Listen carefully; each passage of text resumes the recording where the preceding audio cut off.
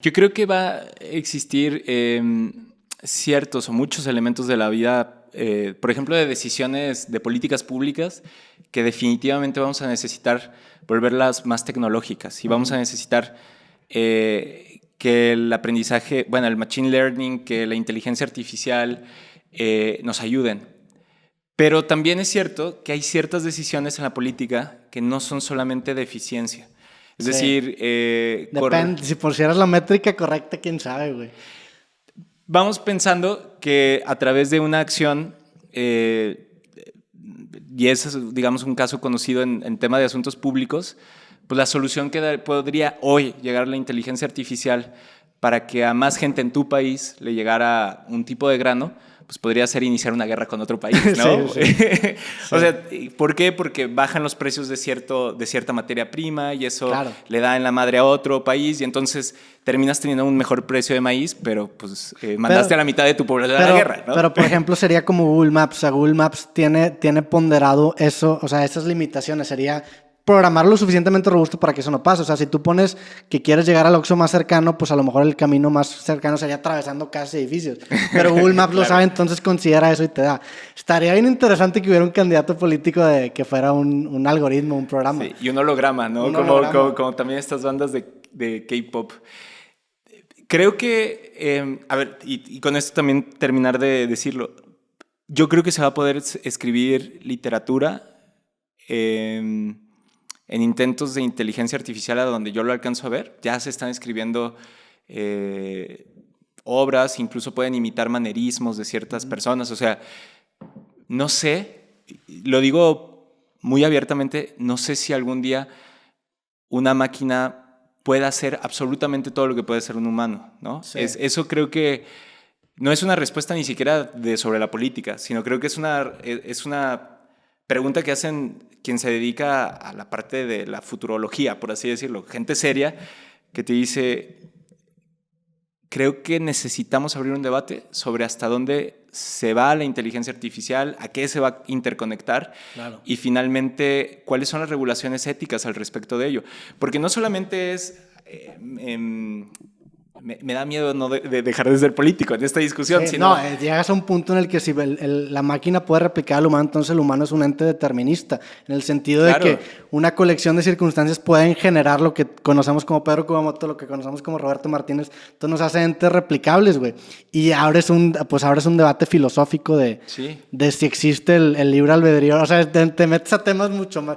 Que, digo, se me hace bien interesante porque yo sigo mucho el ajedrez y en el ajedrez como que se dio este punto de inflexión en el que Garry Kasparov pierde contra Deep Blue, que era la computadora de IBM, y desde ese momento pues ya el ajedrez que tienes en el celular le gana a cualquier gran maestro de los que están ahorita, incluso el campeón mundial. O Go, por ejemplo, que también era donde decían, no, es que Go es todavía más complejo que el ajedrez. Creo que hace 2 años lo empezó a ganar, ¿no? Exactamente, sí. ¿no? No, y luego ahorita, digo, por mucho tiempo el engine de ajedrez más poderoso se llamaba AlphaZero, que era el engine más cabrón, y luego Google sacó uno que se llamaba Stockfish, que no sabía jugar, y aprendió a jugar pues el programa, güey, o la inteligencia, y le acabó ganando a AlphaZero como en, no sé, como 15 minutos, un pedo así. Entonces dices, madres, es que también como el sesgo del ser humano es pensar en el progreso de forma lineal y no tanto cuánticamente como ahorita tenemos ya la capacidad de procesar, o exponencialmente como ha avanzado la tecnología en los últimos 20 años. Y fíjate que en ese sentido no soy un ludita, ¿no? Esta banda que no le late la tecnología y que, digo, el término viene pues desde que les presentaron la máquina al vapor y que los obreros le rompieron la madre a las primeras máquinas. Creo que soy todo lo opuesto, soy un entusiasta, me fascina lo que está pasando, el momento que estamos viviendo. Creo que en todo caso no soy un tecnoutopista, ¿no? O sea, soy alguien, digamos, como soy un entusiasta, pero también alcanzo a ver estos como, digamos, como filos en donde la respuesta sincera es no sé hasta dónde puede llegar. Me emociona, pero también creo que necesitamos discutirlo no solamente desde el lucro, no solamente desde la ganancia o de maravillarnos, sino tiene que haber una discusión, como dices, desde la parte filosófica, desde la parte más seria. Y no solamente tomar en cuenta como los miedos de Roberto, de Kuma o de quien sea, sino más bien desde la parte que va desde la matemática pasando por la biología, pasando por, no sé, todo mundo que se quiera sumar a ello. Y yo diría que indudablemente estamos en uno de los mejores momentos para poder abrir espacios de conocimiento, de educación, de comunicarnos, y creo que no nos está sirviendo necesariamente para eso la tecnología en este momento todo el tiempo. Entonces creo que tanto hay que voltear a ver a las máquinas, pero también hay que ver qué estamos haciendo con esa tecnología como humanidad, porque creo que esta lógica de los absolutos, esta lógica de la polarización, del fundamentalismo entendido desde la cultura más intransigente en en todas las aristas, pues esa, la verdad, a mí no me late. Yo creo que, justo regresando a la parte de la calle, claro, algo que te da la calle es poder voltear a hablar con la gente y decirle, oye, ¿por qué piensa eso, señora? No, pues por esto. Fíjese, a mí me pasó esta experiencia y por eso yo veo la vida de esta manera. Órale, no me había dado cuenta, mijo, ¿no? Y poder decir, pero pues qué chido que lo vea así, pero mire, es por esto. Sí. Creo que ahorita las redes no nos permiten tanto eso. Y te sí, digo, no le hacen justicia a una interacción real. Y estoy claro, de acuerdo que, pues digo, el algoritmo o la red social va a explotar la métrica que tú le digas. Claro. Y en este momento la métrica que están intentando explotar las redes sociales es atención y generar dinero. Entonces tienes estas maquinitas que son slot machines en el que están capturando todo el tiempo tu atención y tú crees que estás en una plataforma neutra cuando realmente pues estás simplemente en una plataforma que está diseñada para volverte adicto, güey. Claro. Y tú tienes la ilusión de que no está diseñada así, entonces por eso caes en estos embudos y acabas teniendo pues casos de polarización extrema, gente que se radicaliza porque la red social lo empieza a mandar a una burbuja y lo acaba encerrando, porque pues es más sencillo distribuir productos cuando ya tienes bien segmentada tu audiencia, entonces se vuelve... O sea, creo que perdemos la humanidad cuando vemos a los seres humanos como un medio. Claro. O sea, como un medio para llegar a un fin mayor que sería el lucro económico. Y fíjate que ahorita que lo mencionas, me quedé pensando no me acuerdo bien quién no lo planteaba, pero actualmente las redes sociales, el contenido más viralizable son aquellas que apelan a nuestro odio o a aquellos que apelan a una suerte de ternura. Es decir... Contenido de chango, sí. O gente cayéndose, gente que se pega, gente peleando, sí. Sí, o te digo, es como algo que odio o perritos, ¿no? Sí. Que digo, nada en contra de los lomitos. Ustedes mándenme fotos de lomitos, voy a ser el más feliz todo el día. Pero esta parte de... También está bien interesante porque ¿qué tantas veces? A ver, como un reto. ¿Qué tantas veces quienes nos escuchan... Cuando ven algo que no opinan igual que esa persona, le han preguntado, oye, en buen pedo, quiero saber por qué lo piensas, porque yo lo veo de esta forma, pero me gustaría saber tu opinión. ¿Cuántas veces? Sí. ¿Y cuántas veces más bien esto ha sido, no, es que tú eres un chairo, o eres un fifí, o tú eres lo que quieras, ¿no? Y yo creo que pues gente que nos escucha, a ver, díganos o participe en este reto, rompamos la burbuja de la cámara de eco, ¿no? Es que está bien cabrón porque precisamente, hace poquito estaba hablando de esto, o sea, tú tienes tu perfil en Instagram y tú dices, bueno, que yo defino cómo es mi perfil en Instagram, pero realmente tú no lo defines, o sea, tú acabas publicando y posteando cosas que sabes que van a favorecer el algoritmo, entonces en lugar de tú definir tu perfil, el perfil te está definiendo a ti. Entonces, cuando tú tienes estas, por ejemplo, Twitter, que tienes, no sé, 200 y cacho caracteres, pues premian estas descripciones reduccionistas de la realidad, claro, que provoca que tengas este tipo de motes. Entonces, por eso, la red social sí, o sea, sí entiendo cómo ha generado esta narrativa tan polarizante, porque precisamente es lo que se acaba compartiendo. Entonces, tú quieres, sin darte cuenta, tú acabas modelando tus opiniones con estos legos que te dan las redes sociales que solamente pueden construir opiniones de cierta forma. Y pues generas así estructuras mentales que acabas después externalizando con los demás, güey. Totalmente. Sí. ¿No? Y esta parte del documental acerca de las redes sociales, no me acuerdo. Sí, Social Dilemma, el de Netflix. Exacto, ¿no? Y tiene mucho sentido, ¿no? Antes obteníamos la gratificación del día a día platicando y empatizando con otra persona, y ahora eso no existe, ahorita son likes, ¿no? O existe en menor medida. Y Y me recuerda mucho a una plática que da Tim Urban, que es el creador de un sitio que se llama Wait But Why, Espera, pero ¿por qué? Buenísimo. Y tiene una charla TED acerca de lo que él llama que es un monito que vive en su cerebro, que es el monito que hace que postergue las cosas, ¿no? Él es, digamos, ¿El procrastinador o qué? Exactamente. Es un monito que dice, ay, pues me interesa eso, pero... Y la gratificación instantánea, luego dice, no, pero pues está más chido, no sé, ir por un cafecito porque se siente bien. Sí. Bueno, ya voy a empezar. Ay, no, pero me gusta más voltear a ver mi celular y estar dándole likes a esto. Y entonces lo que dice es que pues el mono de la gratificación instantánea termina pues empañando de alguna forma quién eres y por qué tomas una decisión y este monito termina... activando pues otros botones que no deberían de suceder y luego viene como pues una parte de coerción interna y de sentirte mal, digamos como una cruda de gratificación instantánea que también nos ha pasado, yo creo que a todo mundo de decir ya pasaron 4 horas desde que me levanté y he estado viendo nada más redes sociales, ¿no? Entonces, no sé, creo que es un temototota, cómo funcionan tanto las neurociencias acompañadas de las ciencias del comportamiento, con, evidentemente, pues, programación, algoritmos y también modelo de negocios. ¿Qué es eso al final del día, hoy por hoy? Claro, y también digo, siento que el sweet spot, y de hecho Gary Kasparov tiene una TED Talk de eso, el sweet spot de la tecnología es que acabe trabajando para nosotros. Pero el punto es que si realmente vamos a poder, porque es como ponerle, no sé, una barrerita así chiquita, una Homer, o sea, eventualmente a lo mejor la tecnología va a ser tan grande que no la vamos a poder controlar. Sí. Porque, por ejemplo, ahorita seguimos viendo ajedrez y existen campeones mundiales de ajedrez y la tecnología lo usan como un recurso para nutrir su juego. Mientras estemos en este sweet spot va a estar bien, mientras podamos outsourcear ciertas capacidades cognitivas para concentrarnos en otras cosas, pues está chido la tecnología, el problema es que ya no está pasando. Claro. Acabamos siendo adictos a... Digo, el BlackBerry, a mí me encantaba el nombre BlackBerry porque el BlackBerry es literalmente la bola que tienen los vatos en la cárcel, a la que están amarrados. Así creo que era, o sea, se me hacía hasta chistoso que todo el mundo tenía un BlackBerry por lo que representaba, güey. O la ironía. Sí, ¿no? La ironía. Sí, y creo que, digo, para volverlo a una parte que es un poco más mi área, que es la política, digo, puedes ver que sí me gusta este tema, claro. Pero ¿cómo interactúa eso con el trabajo? O sea, por primera vez...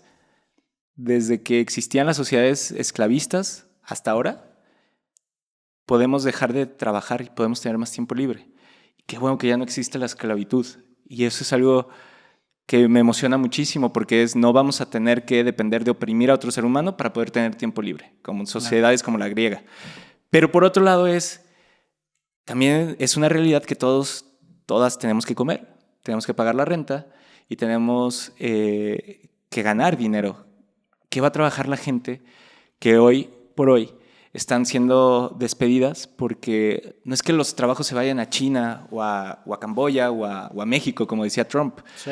Los trabajos se están automatizando. Entonces, de nuevo, no es en contra de la automatización el tema, sino es que no se están dando discusiones políticas necesarias para poder hablar cómo vamos a poder conseguir los recursos necesarios para que esas personas que se están quedando sin trabajo, que tienen a lo mejor 53 años, 55, próximas a retirarse, puedan hacerse de otras habilidades que les permitan tener otro tipo de negocios o de trabajos. O la discusión que, por ejemplo, Andrew Yang, que va para alcalde de Nueva York y que fue candidato a la presidencia, que también es, digamos, como emprendedor de temas tecnológicos, trae rato planteando, pero también desde las partes, digamos, desde la corriente de las izquierdas se ha hablado de el ingreso universal, ¿no? Sí. ¿Para qué? Pues porque ya no van a existir todas las fuentes de trabajo que antes existían. No, y es que precisamente utópicamente lo que debería pasar es que si estamos avanzando tanto tecnológicamente y estamos ya pues cubriendo ciertas necesidades básicas, todo el mundo debería crecer así. El problema es que no crecen así. Los ricos se hacen cada vez más ricos y los pobres, o sea, el gap entre los ricos y los pobres se va a hacer tan grande al punto en el que van a, creo yo, existir dos nuevas clases sociales, que van a ser los ultra ricos y los ultra pobres. O sea, no puede ser que ahorita el hombre más rico del mundo valga $200 mil millones o no sé cuánto vale Elon Musk o Jeff Bezos, y pues el pobre no, o sea, el problema es que el gap se hace más grande en lugar de que todos crezcamos así agarraditos de la mano. Claro. Pero pues también es la consecuencia de tener un modelo capitalista que su métrica es pues el ser redituable o generar ingresos. Por eso creo que el ingreso universal es una propuesta bastante válida para hacer en este punto, ¿no? Es incluso hasta necesaria. O sea, pensarlo en quédate en casa.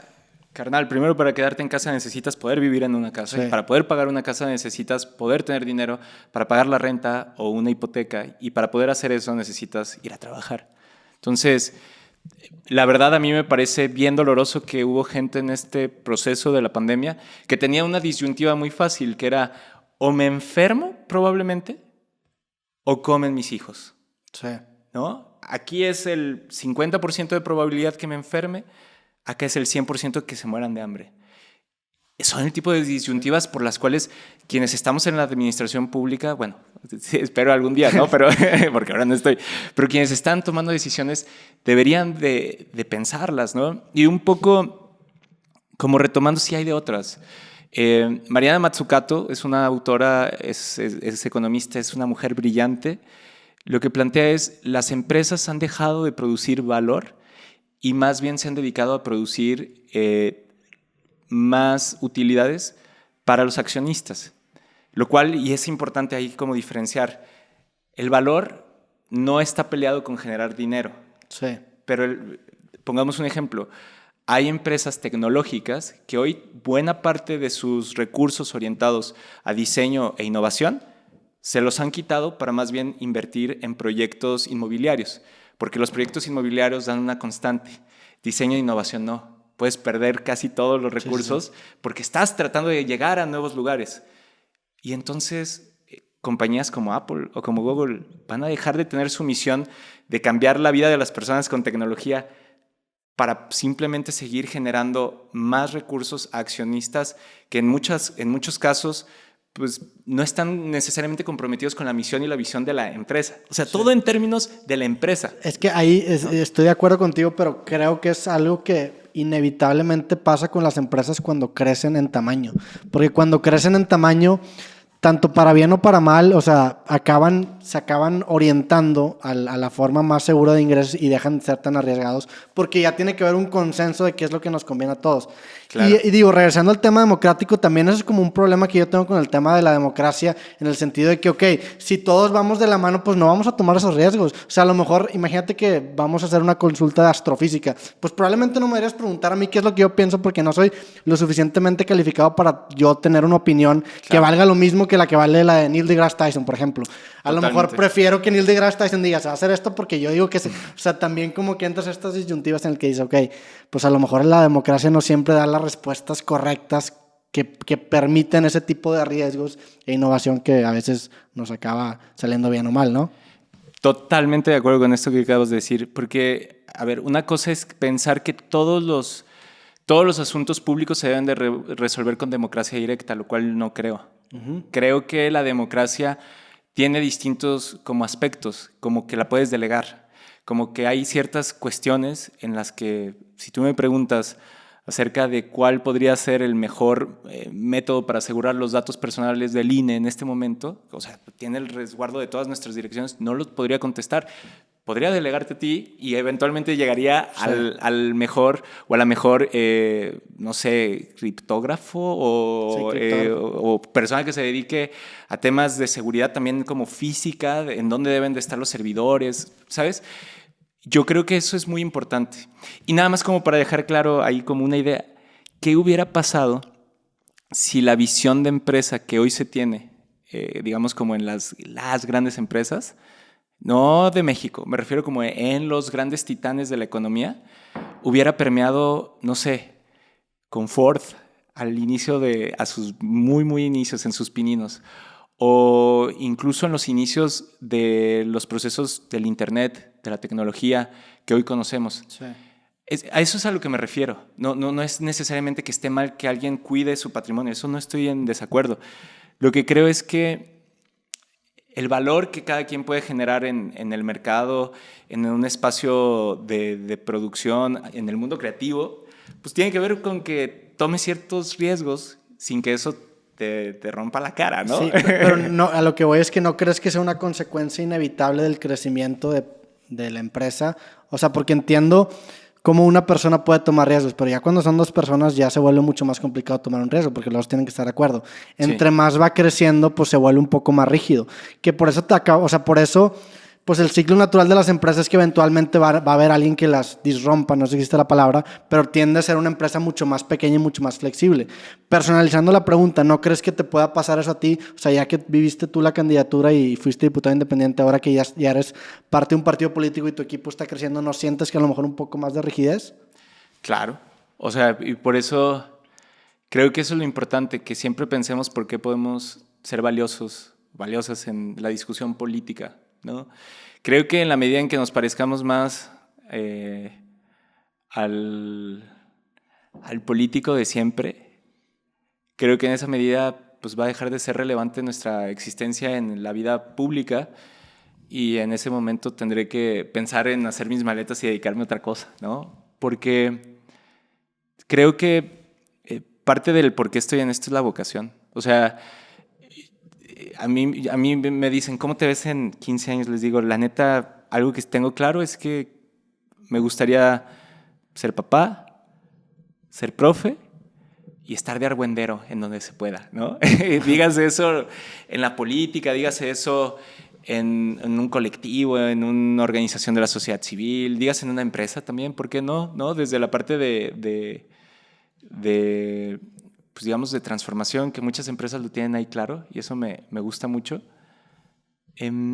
Creo que esa es la parte en donde sí tengo claro.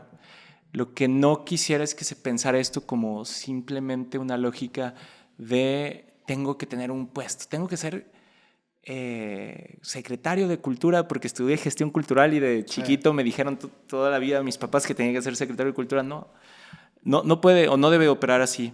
Porque algo que sí me he dado cuenta es que la política es el lugar o uno de los lugares a donde van los niños rotos a pedir un megáfono. Y la cantidad enorme de niños rotos de la que está llena la política es impresionante. Yo creo que no podemos seguirlo permitiendo, por lo menos en mi caso, de eso me he estado dedicando mucho, ¿no? A ir a terapia, a estar haciendo ejercicio, a dormir bien, como decíamos, ¿no? Porque pues hay cosas que no van a venir con la política y hay otras que sí.